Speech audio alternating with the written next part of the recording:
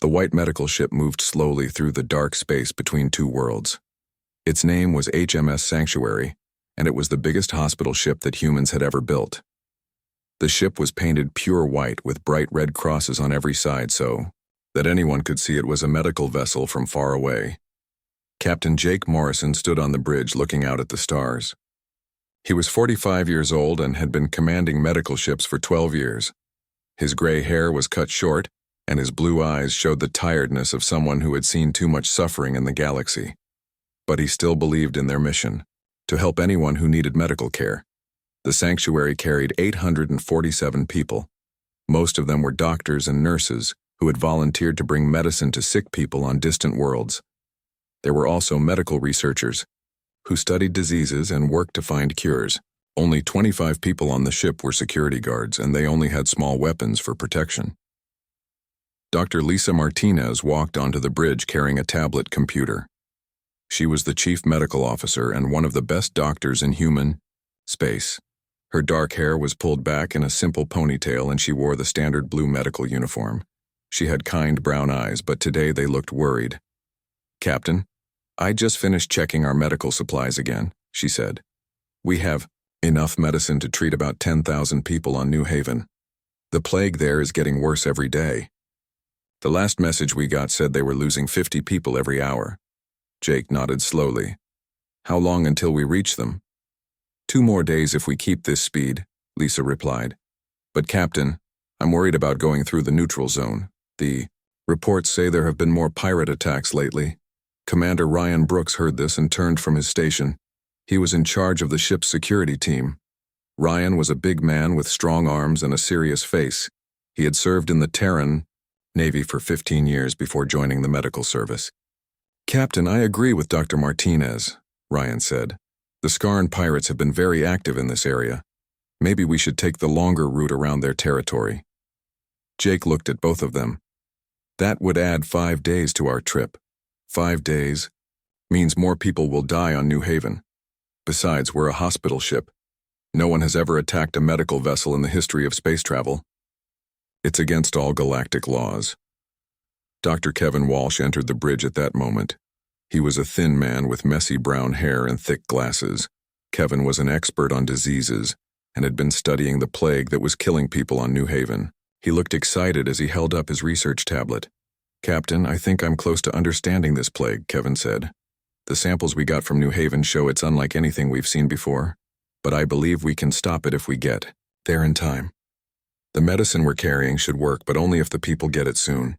Nurse Amy Carter came onto the bridge carrying a cup of coffee for the captain. She was 50 years old and had worked on medical ships longer than anyone else on the sanctuary. Amy had gray hair and a motherly face that made patients feel safe. She had seen every kind of medical emergency in space. "The children's ward is ready for when we arrive," Amy said. "We've prepared beds for 200 sick children.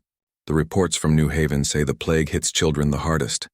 Some families have lost all their kids." Lisa looked sad when she heard this. "That's why we have to get there fast. Every hour we delay means more children will die." Tony Rivera, the chief engineer, spoke through the ship's communication system. His voice came from speakers on the bridge. "Captain, the engines are running perfectly. I've made some improvements that will let us go a little faster without using more fuel. We could save maybe 4 hours." Jake smiled for the first time that day. "Good work, Tony. Every minute counts." The captain looked out at the stars again. Somewhere ahead of them was New Haven, a small colony world where desperate people were waiting for help. The plague had started 3 months ago, and no one knew where it came from. The local doctors had tried everything, but nothing worked. The sanctuary was their last hope. "Lisa, how many medical ships are out there right now helping people?" Jake asked. "About 30 ships like ours," she replied. "They're spread across human space and allied territories. Medical ships go wherever there's suffering, no matter who needs help. We've treated humans, aliens, even former enemies." Ryan checked his security screens. "Captain, I'm seeing some ships on long-range sensors. They're still far away, but they seem to be moving in our direction." Jake looked at the display. "Probably merchant ships using the same route." This is one of the main shipping lanes between human and alien space. The bridge was quiet for a moment. Everyone was thinking about the mission ahead. The sanctuary carried hope for thousands of people who were dying on New Haven. The medical team had trained for months to be ready for this plague. They had studied the symptoms and prepared the right medicines. Dr. Martinez looked at her tablet again. Captain, I want to run more tests on the medicine before we arrive. I need to make sure we have the doses exactly right. This plague is tricky and we only get one chance to stop it. Do whatever you need to do, Jake said. We have 2 days to prepare. Amy Carter smiled. The medical team is the best I've ever worked with. These doctors and nurses came from all over human space to help with this mission. Some of them left their families for months just to be here.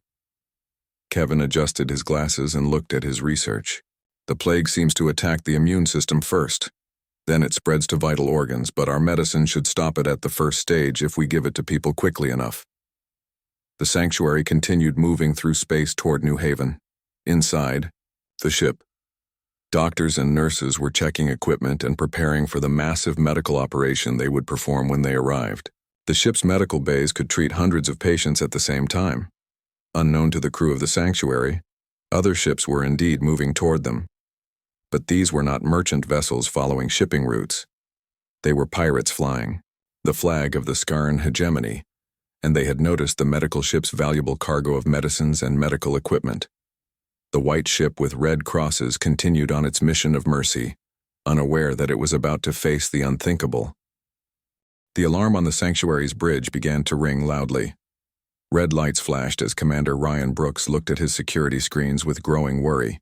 His hands moved quickly over the controls as he checked the sensor readings again. Captain Morrison, we have 6 ships approaching fast, Ryan said. They're coming from 3 different directions. This doesn't look like normal traffic. Jake Morrison moved to the sensor display and studied the information. The ships were painted black and had sharp designs that looked like weapons. Their hulls showed scars from many battles. These were not merchant vessels or peaceful travelers. Can you identify them? Jake asked. Ryan typed commands into his computer. After a few seconds, the ship database showed results that made his face turn pale. Captain, these are Scarn hegemony vessels. They're pirates. The largest ship is called the Blood Claw. Dr. Lisa Martinez heard this and felt fear in her stomach. She had heard stories about Scarn pirates. They were known across the galaxy for being cruel and caring about nothing except money and power. But surely they would not attack a medical ship. Open communications, Jake ordered. Let me talk to them. The main screen on the bridge lit up and showed the face of an alien creature. The Scarn looked like a cross between a lizard and a shark. Its skin was dark green with black spots. Sharp teeth filled its mouth and small red eyes stared at the humans with hunger. This was Warlord Vexak, the leader of this pirate fleet. I am Captain Jake Morrison of the medical vessel HMS Sanctuary, Jake said in a calm voice. We are protected under the Galactic Medical Neutrality Accord. We are carrying medicine to sick people on New Haven Colony. Warlord Vexak made a sound that might have been laughter. Human captain, I care nothing for your laws. I see a ship full of valuable medicine and medical equipment. These things will bring good prices on the black market. Lisa stepped forward. You don't understand, we're trying to save thousands of lives. There's a plague on New Haven that's killing children every hour. Without this medicine, they will all die. Then they die, Vexak said without any emotion. Surrender your ship now or we will take it by force. Your choice. Jake could not believe what he was hearing. This is impossible. No one attacks medical ships. It's been that way for 200 years.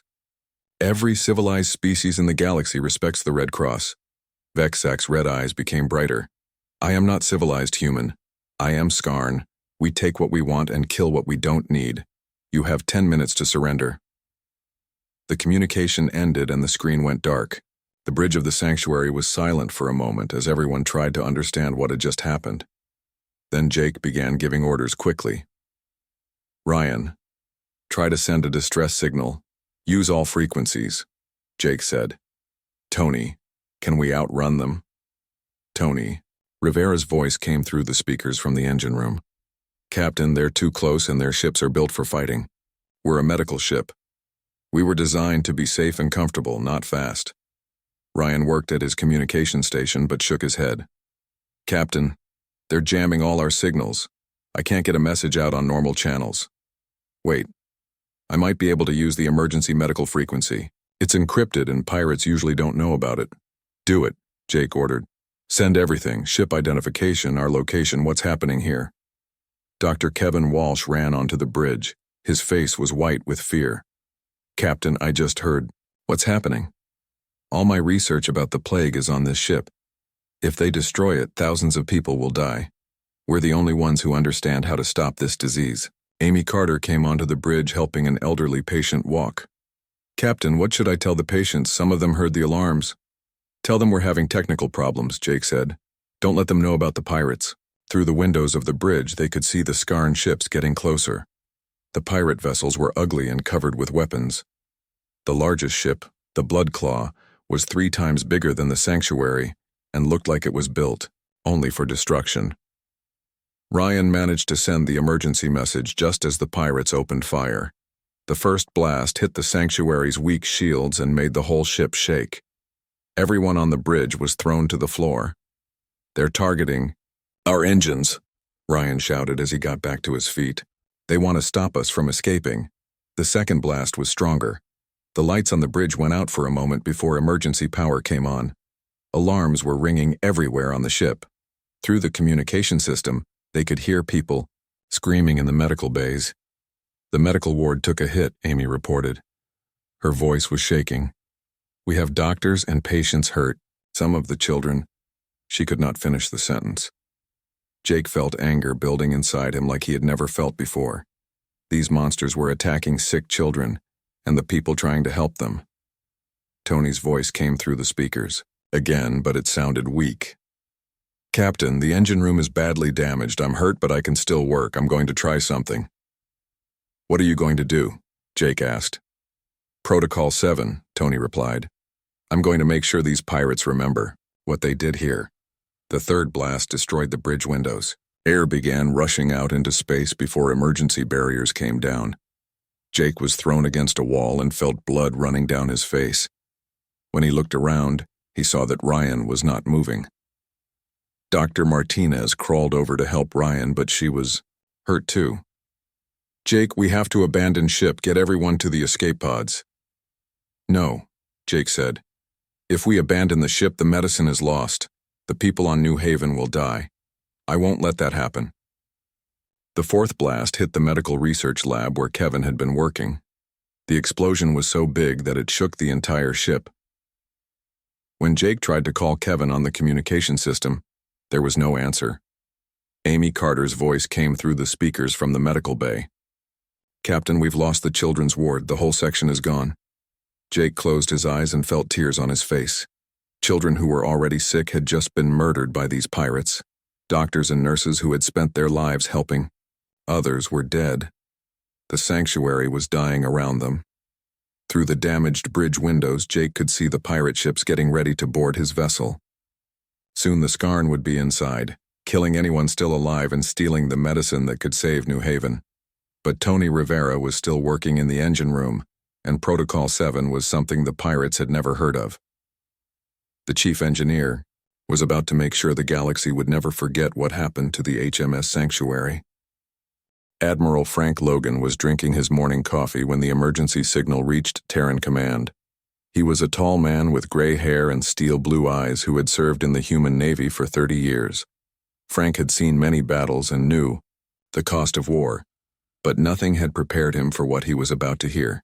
The message came through on the secret medical frequency that only hospital ships used. Frank's communication officer, Lieutenant Paul Davis, ran into his office with a look of shock on his young face. Admiral, you need to hear this right now, Paul said. It's from the HMS Sanctuary. The message is, Sir, I think you should sit down. Frank put down his coffee cup and listened as the recording played. Captain Jake Morrison's voice came through the speakers, calm but urgent. The message contained the ship's location, the identity of the attacking vessels, and complete sensor recordings of the pirate attack. When the recording ended, the office was silent. Frank stared at the wall for a full minute before speaking. "Play it again." Paul played the message a second time. Frank heard every word about the Skarn pirates demanding surrender, about the attacks on medical bays, about children being killed while lying in hospital beds. His hands slowly formed fists as anger grew inside him. "Get me President Helen Murphy on secure communication," Frank ordered. "Right now." President Murphy was in her office in the capital city when Frank's call came through. She was a woman, in her 60s with short white hair and intelligent green eyes. Helen had been president for 6 years and had always worked for peace with alien species. But when she heard the recording from the sanctuary, her face became hard as stone. "Frank, tell me this is not real," she said. "It's real, Madam President. The sanctuary is gone. All 847 people are dead, including children who were patients on the ship. The Skarn pirates killed them all and stole the medical supplies." Helen closed her eyes and took a deep breath. When she opened them again, Frank could see something had changed in her. "Call an emergency meeting of the Terran Council. Every member needs to be there in 2 hours, and Frank, prepare our military for war." 2 hours later, the most powerful leaders in human space sat around a large table in the council chamber. The room was usually filled with talk about trade agreements and peaceful exploration. Today it was silent as they watched the sensor recordings from the sanctuary. The videos showed everything. They saw the white hospital ship with its red crosses trying to escape. They saw the pirate ships firing on medical bays. They saw the explosion that destroyed the children's ward. When the recording ended, several council members had tears in their eyes. Council member Robert Kim was the first to speak. He was usually a peaceful man who preferred talking to fighting. "This cannot stand. They attacked children. They attacked our healers. The whole galaxy will be watching our response," said Council member Janet Brooks. "If we do nothing, every pirate in space will think human medical ships are easy targets." President Murphy stood up and looked at each council member. Dr. Lisa Martinez was known across human space for her work helping sick children. Captain Jake Morrison had saved thousands of lives during his career. They died trying to bring medicine to people who needed help. She activated a wall screen that showed pictures of the dead crew members.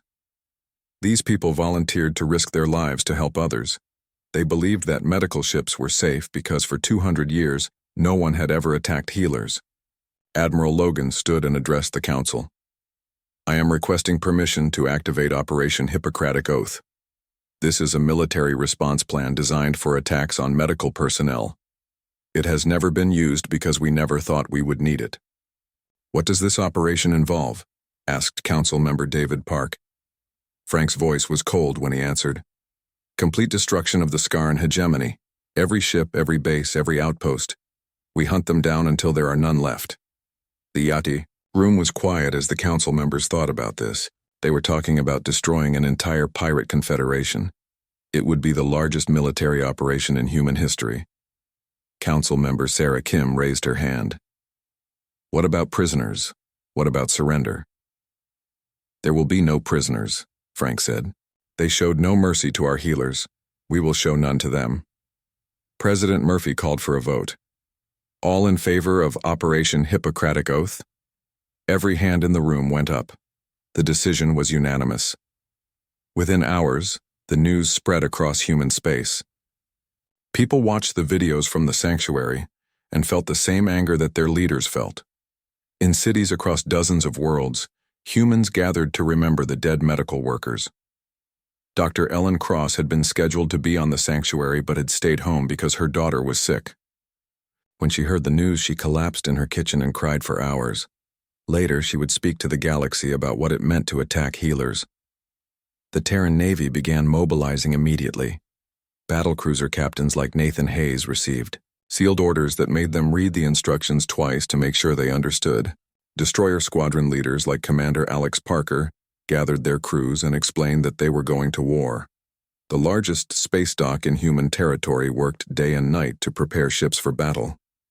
Admiral Logan's flagship, the TCS, Retribution, was loaded with enough weapons to destroy entire fleets. 200 warships prepared to leave for Skarn space. Meanwhile, news networks across the galaxy began showing the footage from the sanctuary. Alien governments watched in shock as they saw pirates attacking a clearly marked medical vessel. Most alien leaders quickly announced that they supported humanity's right to seek justice. The Galactic Medical Council held an emergency meeting. Representatives from dozens of species declared that attacking medical ships was a crime against all civilized beings. They gave humanity permission to do whatever was necessary to protect healers. But the Scarran pirates had no idea what was coming. Warlord Vexak was celebrating his successful raid and counting the money he would make from selling human medicine. His followers believed they had just robbed another weak merchant ship. They did not know that they had awakened something terrible in humanity. They did not know that peaceful humans could become the most dangerous warriors in the galaxy when their healers were threatened. They were about to learn that there are some lines that should never be crossed. The human war fleet was coming, and it would show the galaxy what happened to those who attacked humanity's angels of mercy. The human war fleet appeared at the edge of Scarn space like ghosts coming out of the darkness. 200 warships dropped out of hyperspace at the same moment, their weapons already charged and ready to fire. Admiral Frank Logan stood on the bridge of his flagship, the TCS Retribution, and looked at the enemy territory ahead.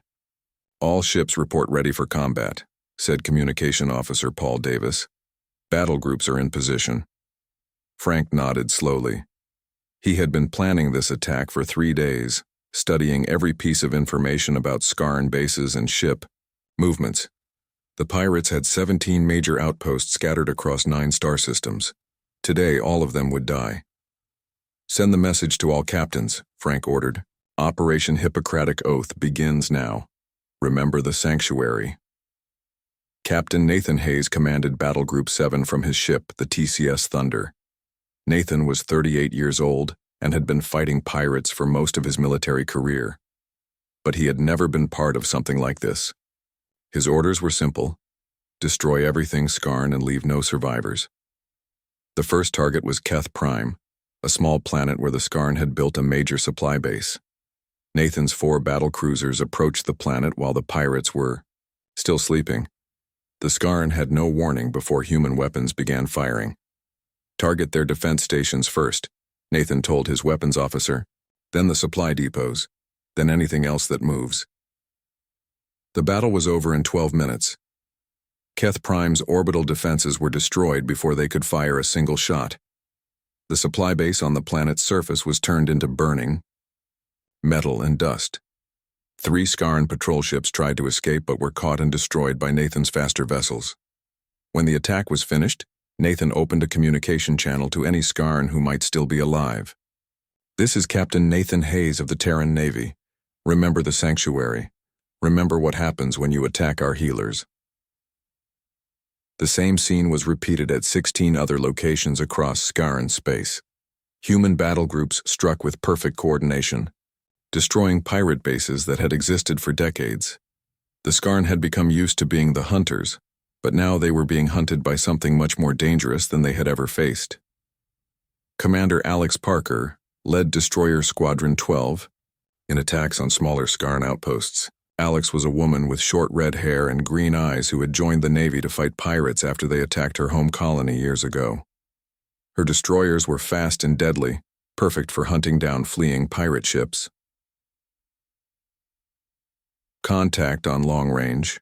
Sensors," reported her tactical officer. 3 Scarn raiders trying to escape the Vex system. "Intercept course," Alex ordered. "Maximum speed. Don't let them get away." The chase lasted 2 hours, but human destroyers were faster than pirate ships. When Alex's squadron caught up with the Scarn vessels, the battle was brief and brutal. The pirate ships were old and poorly maintained. The human destroyers were new and built for war. "Send a message to any other pirates listening," Alex said after the enemy ships were destroyed. "We are coming for all of you. There is nowhere in the galaxy you can hide from us." News of the human attacks spread quickly through pirate communication networks. Scarn leaders who had been celebrating their successful raids suddenly realized they were in terrible danger. But when they tried to contact their bases and fleets, they found only silence. Warlord Vexak was on his flagship Bloodclaw when he received the first reports. His communications officer, a nervous Scarn named Tick, brought him the bad news with shaking hands. "My lord, we have lost contact with Keth Prime, Vor Station, and the Black Rock base," Tix said. The last message from Keth Prime mentioned human warships. Vexak's red eyes became brighter with anger. "Impossible. Humans are weak. They do not fight wars over one little medical ship. My lord, there are reports of human fleets throughout our territory. They are destroying everything. Some say they have 200 warships." For the first time in his life, Vexak felt fear. 200 human warships was more military power than the entire Skarn hegemony possessed. He had made the biggest mistake of his life when he attacked the sanctuary. "Send a message to all Skarn fleets," Vexak ordered. "Tell them to gather at the home system. We will make our stand there." But gathering the Skarn fleets was easier said than done. Human hunting groups were everywhere, and they showed no mercy. Battle Group 3, led by Captain Maria Santos, caught a Skarn fleet, trying to reach the home system. The pirates had 12 ships, but they were no match for human military technology. "They're trying to surrender," reported Maria's communication officer. "They're sending messages saying they want to talk." Maria thought about the children who had died on the sanctuary. She thought about the doctors and nurses who had been murdered while trying to help sick people. No surrender, no prisoners. Destroy them all. The human attacks continued for 5 days. Skarn bases that had been built over many years were turned to dust in minutes. Pirate fleets that had terrorized merchant ships for decades were hunted, down and destroyed without mercy. Admiral Logan watched the reports coming in from his battle groups. The numbers were overwhelming. In 5 days, human forces had destroyed 43 Skarn bases, sunk 138 pirate ships, and killed over 50,000 pirates. The Skarn hegemony was falling apart. "Sir, we're receiving surrender offers from several Skarn leaders," reported Paul Davis. "They're offering to pay compensation for the attack on the sanctuary." Frank's face showed no emotion. "Remind them that they had a chance to avoid this when Captain Morrison tried to talk to them. They chose violence. Now they live with the consequences." The Galactic News Network was broadcasting the human attacks across known space. Alien governments watched in amazement as the peaceful humans showed what they could do when they were truly angry. The footage of burning Skarn bases sent a clear message to every pirate in the galaxy. Dr. Ellen Cross, the sanctuary's former administrator, was interviewed by news reporters from dozens of worlds. She stood before the cameras with tears in her eyes as she spoke about her dead friends and colleagues. "Dr. Lisa Martinez dedicated her life to helping sick children," Ellen said. "Captain Jake Morrison never turned away anyone who needed medical help. They died because they believed that healing was sacred. The galaxy must understand that there are some things that should never be attacked." Her words were broadcast to billions of beings across hundreds of worlds. The images of the destroyed sanctuary were shown alongside pictures of burning Skarn bases. The message was clear: attack healers and face extinction. But the human war machine was not finished. The main Skarn fleet was still alive, gathered around their home world.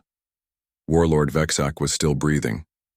Admiral Logan's fleet was moving toward the final battle, and there would be no mercy when they arrived. The hunt was almost over, but the biggest prey was still waiting.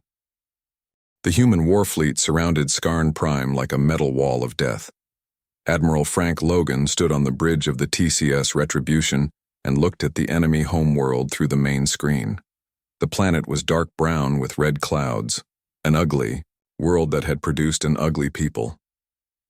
"How many Skarn ships are defending the planet?" Frank asked. 43 vessels, sir," reported Lieutenant Paul Davis. "Most of them are old and damaged.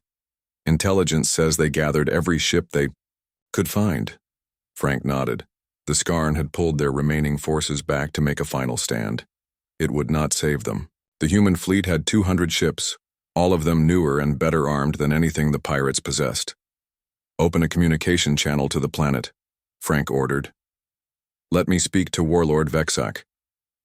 The main screen showed the bridge of the Blood Claw. Warlord Vexak appeared, but he looked different now. His red eyes showed fear instead of cruelty. His green skin was pale and he was breathing heavily. Behind him, Other Skarn pirates looked terrified.